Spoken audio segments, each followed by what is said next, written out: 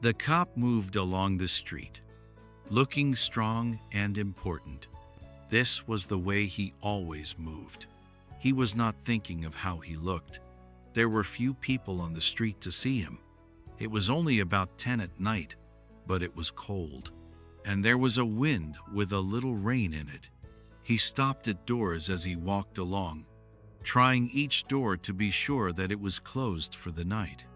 Now and then he turned and looked up and down the street.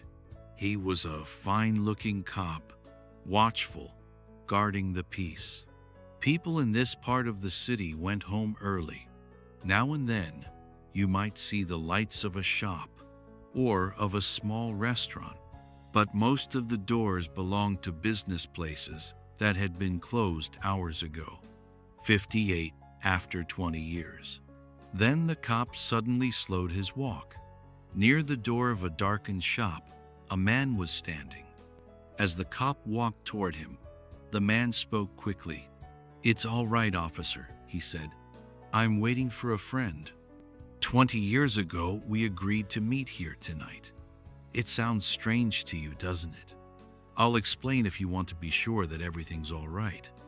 About 20 years ago, there was a restaurant where this shop stands. Big Joe Brady's restaurant. It was here until 5 years ago," said the cop.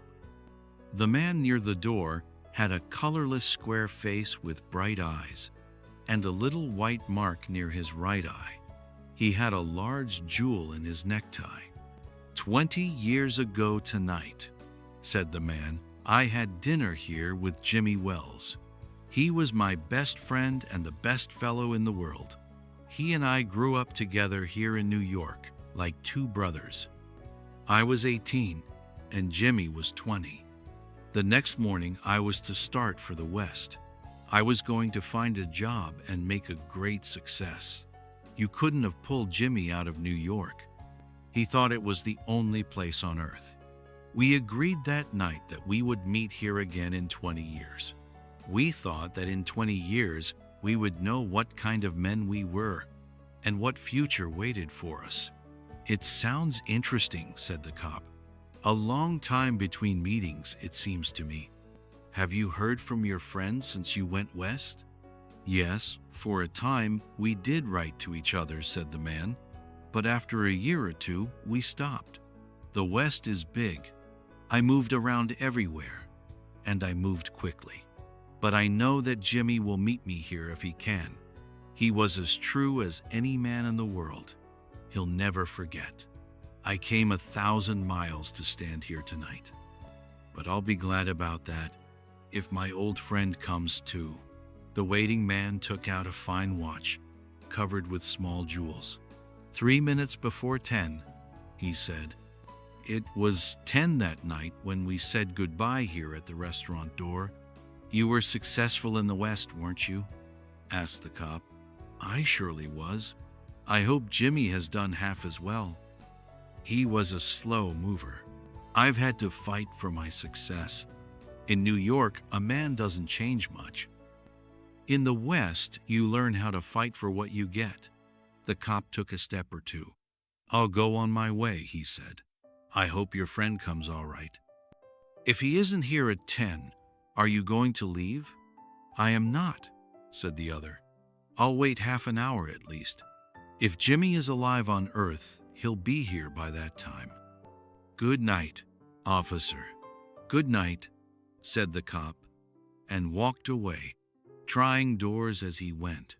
There was now a cold rain falling and the wind was stronger.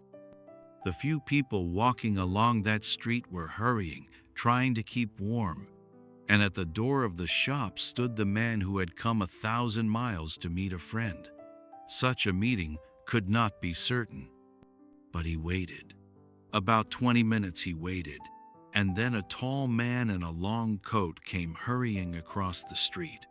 He went directly to the waiting man. "Is that you, Bob?" he asked doubtfully. "Is that you, Jimmy Wells?" cried the man at the door. The new man took the other man's hands in his. "It's Bob. It surely is. I was certain I would find you here if you were still alive. 20 years is a long time. The old restaurant is gone, Bob. I wish it were here, so that we could have another dinner in it. Has the West been good to you? It gave me everything I asked for. You've changed, Jimmy. I never thought you were so tall. Oh, I grew a little after I was 20. Are you doing well in New York, Jimmy? Well enough. I work for the city. Come on, Bob. We'll go to a place I know and have a good long talk about old times. The two men started along the street, arm in arm. The man from the West was beginning to tell the story of his life. The other, with his 60 after 20 years coat up to his ears, listened with interest. At the corner stood a shop bright with electric lights. When they came near, each turned to look at the other's face. The man from the West stopped suddenly and pulled his arm away. "You're not Jimmy Wells," he said. 20 years is a long time, but not long enough to change the shape of a man's nose. It sometimes changes a good man into a bad one, said the tall man. You've been under arrest for 10 minutes, Bob. Chicago cops thought you might be coming to New York. They told us to watch for you. Are you coming with me quietly? That's wise. But first, here is something I was asked to give you. You may read it here at the window. It's from a cop named Wells. The man from the West opened the little piece of paper. His hand began to shake a little as he read. Bob, I was at the place on time. I saw the face of the man wanted by Chicago cops. I didn't want to arrest you myself, so I went and got another cop and sent him to do the job. Jimmy,